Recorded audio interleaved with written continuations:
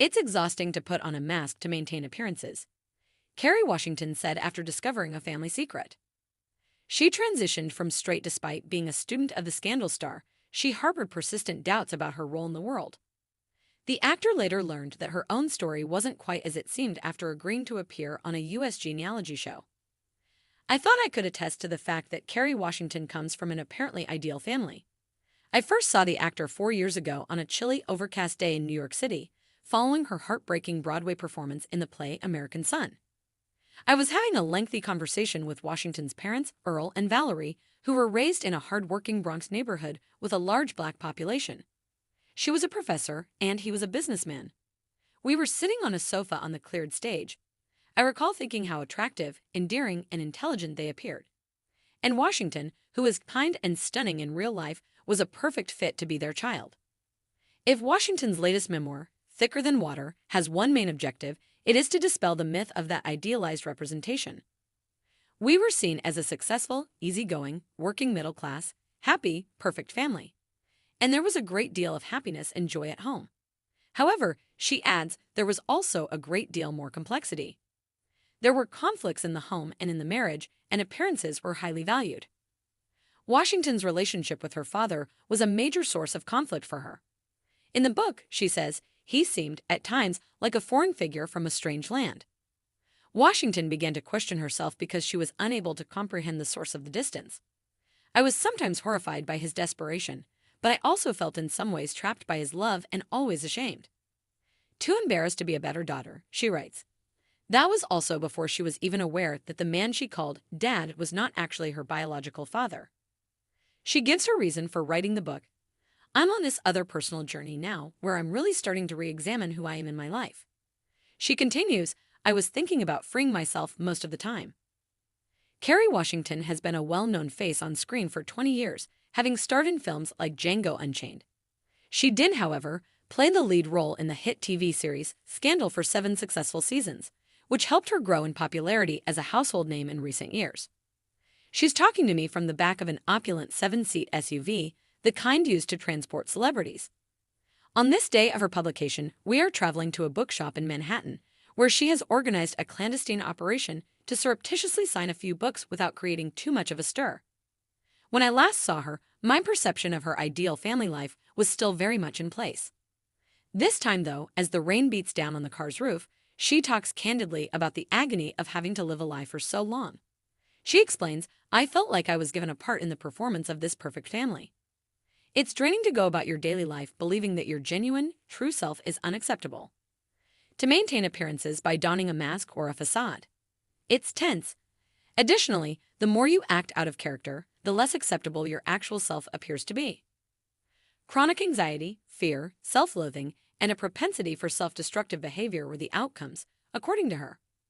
I could go crazy, she says, as long as I could conceal it from view. This curtain of deceit is lifted by Washington in Thicker Than Water. Her father, whose real estate business endeavors were constantly threatened by Inland Revenue Service investigations, and her mother, who came from an ambitious Jamaican family, watched their attempt to represent the American dream turn sour into disappointment. Her father started drinking, which led to acrimonious disputes at home. Washington had to spend traumatic nights pretending to sleep as a child because he could hear everything. There were minuscule attempts at self-destruction. It surprised me that my mother's concealment of her anger allowed me to develop my own. She writes in the book, I could feel the tension between them, vibrating through the wall, as they slammed doors and shouted obscenities at each other. I started having panic attacks at night. The family's collective reaction of pretending nothing had happened in the morning added to the stress of hearing her parents' disappointment and rage at night. She clarifies, but there were little, insignificant acts of trying to destroy myself. It was surprising permission to cultivate my own anger, watching my mother in those earlier years as she skillfully concealed hers. Washington, who regularly describes herself as high-functioning, nevertheless pushed herself to continuously high achievement. She did well academically and started acting professionally, which helped her get a scholarship to the prestigious Spence School in Manhattan's Upper East Side, a far cry from her working-class Bronx neighborhood. A lot of the time, what that looked like was an impossible version of humanity as I was striving for perfectionism. I was never going to be an old money, slender, wealthy white girl from the Upper East Side. Washington laughs and says, "I'm never going to be an Anglo-Saxon girl who was born on Park Avenue with generations of wealth, no matter what I do in this lifetime." Acting seems like a strange decision for someone who is uncomfortable with their own experience or even their own body. But performances were nothing new in Washington. Even though she was rejected from auditions frequently, she was all too familiar with the pain of not measuring up. It felt familiar, always not feeling good enough. Strangely, the more she realized how acting could help her parents with their financial strain, the less likely it was that she would land the important parts she wanted.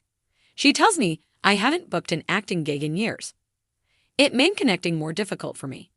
When Washington joined STARE, or Serving Teens Through Arts Resources, a theater group for teenagers based at a New York hospital, at the age of 12, her acting career officially got underway. During the peak of the AIDS epidemic in 1989, the group traveled the tri-state area of New York teaching young people about safe sex and addressing issues such as drugs, sexuality, self-esteem, and living with HIV-positive family members. Friends dubbed Washington Condom Kerry because she took on the role so wholeheartedly, even packing condoms in her purse in case she ran into friends in need of contraception. In a video showcasing the group's efforts, a friend remarks, "She would just pull out a banana and a condom and do a demonstration for us anytime anyone needed to know how to put a condom on." During that period, footage captures a very focused and composed young Washington giving a monologue in which her character, a 14-year-old, discovers she may have HIV. Her performance was so powerful that U.S. TV network ABC decided to use it for a news special at the time. Although she presented herself as a high-achieving, well-functioning good girl, as she put it, "I was taking a lot of risks, whether it was, with drugs and alcohol, or creative risks, or risks in activism. Beneath the surface, she was anything but. I had the good fortune to be given the chance to portray amazing supporting roles. However, there weren't many chances to play the lead part." She describes her experiences in the book as follows. "Even on school nights, I was going out to clubs in New York City with boyfriends, parties, drugs, and alcohol. I was changing the chemistry of my brain to give myself a potentially lethal escape by using food, weed, alcohol, and occasionally even sex." However, her relationship with food and her body was what ultimately drove her to the brink of self-destruction. Washington was in a destructive cycle of binge eating and starving herself at George Washington University, where she was awarded an acting scholarship in the late 1990s. In Thicker Than Water, she describes how her relationship with food and her body had devolved into a destructive cycle of self-abuse that involved compulsive exercise, binge eating, body obsession, and starvation. "In an attempt to stifle my emotions, I used to covertly indulge in days-long binges of food, frequently to the point of physical discomfort and occasionally to the point of unconsciousness. I would then make the decision to rid my body of the comfort I had sought the previous night," the author continues, "as I would awaken the following morning surrounded by dirty dishes, empty food boxes, and sticky leftovers. But not by vomiting, that was too messy. Girls with eating disorders, weak and unruly girls, were the ones who should do that. Instead, in an effort to make up for the wrongs of my binging, my need for perfection drove me to control myself by either going days without eating or working out for several hours." Washington eventually turned to outside assistance, which resulted in group therapy and counseling that have benefited her well into adulthood. With the upheaval of her adolescence seemingly behind her, her acting career started to develop into commercial, mainstream movie roles. However, the real cause of her family's discord was still unknown. Washington first came to my attention in the popular romance Save the Last Dance from 2001. She plays Chanel, a friend of Julia Stiles' character Sarah, an aspiring white ballerina hoping to fit in with a black, hip-hop-loving community on Chicago's South Side. Beyond just her part in the movie, Chanel had a huge influence on viewers. She brought to light issues that are still relevant today, over 20 years later, such as the politics of interracial relationships and the ignorance of many white Americans toward the realities of Black lives. Washington played a young Black teen mother with a genuine tenderness. She was still the Black best friend of the white main character, though. I consider myself extremely fortunate to have had the chance to portray amazing supporting roles, such as Julia Stiles' best friend and Meg Ryan.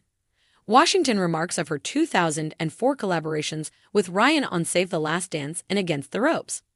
However, it seemed like there weren't many opportunities to play the lead part at times. Hollywood has a long history of discrimination against women and people of color, as is still becoming evident. Washington discovered that the characters that were available to her were frequently wives, so her subsequent roles were more like first ladies than leading ladies. She made critically acclaimed appearances as Della B. Robinson, the wife of Jamie Foxx's Ray Charles in the 2004 biopic Ray, and as Kay Amin, the wife of Forrest Whitaker's Idi Amin in the 2006 film The Last King of Scotland. However, the Oscars she received for her roles went to her male colleagues. Washington jokes, "I was becoming the actor who would help you win an Oscar if cast to play your wife." All of that drastically changed in 2012 when political strategist and fixer Olivia Pope was first made public. Super producer Shonda Rhimes' seven-season, multi-award-winning series Scandal starred Washington as the title character, who was partially modeled after real-life Washington, D.C. Attorney Judy Smith, who defended Monica Lewinsky during the Bill Clinton affair. "I was afraid that people would find out that it would be impossible to have a wedding away from public spectacle, so I wore my engagement ring pinned inside my clothes." To say that the character represents a unique opportunity would be an understatement. Washington tells me that she played the first lead role in a U.S. network TV series to be both black and female in almost 40 years. "I was like 33 years old when I got the role. Thus, that had not occurred during her lifetime," she recalls. It is hard to deny Olivia Pope's impact on Washington. She acknowledges, "It feels like we grew up together, as if I were raised in this marriage alongside her. Together, we had become well-known and ingrained in the community. Arm in arm, we would become a political force together. Being her gave me a certain amount of security and gave me a purpose." Washington's actual life was obviously different from Olivia Pope's. Pope finds herself entangled in a romantic triangle in Scandal involving U.S. President Fitzgerald Grant IUE, Captain Jake Ballard, an intelligence officer originally tasked with her protection, and the latter who eventually rises to the position of National Security Agency Director. In the meantime, Washington married Nnamdi Asomugha, a former professional American football player, and they started a family. "Like, I was married with 3 kids and creating a completely different home life, while Olivia was still trying to decide between Jake and Fitz." Nevertheless, Pope would have applauded Washington's efforts to protect her privacy. One of the most striking details in the book is the extreme measures she and Asomugha took to hide their marriage from the constantly nosy press. According to Washington's account in Thicker Than Water, "For months I had been wearing my engagement ring secretly pinned inside my clothing for fear that if people knew we were engaged, it would be impossible to have a wedding away from public spectacle."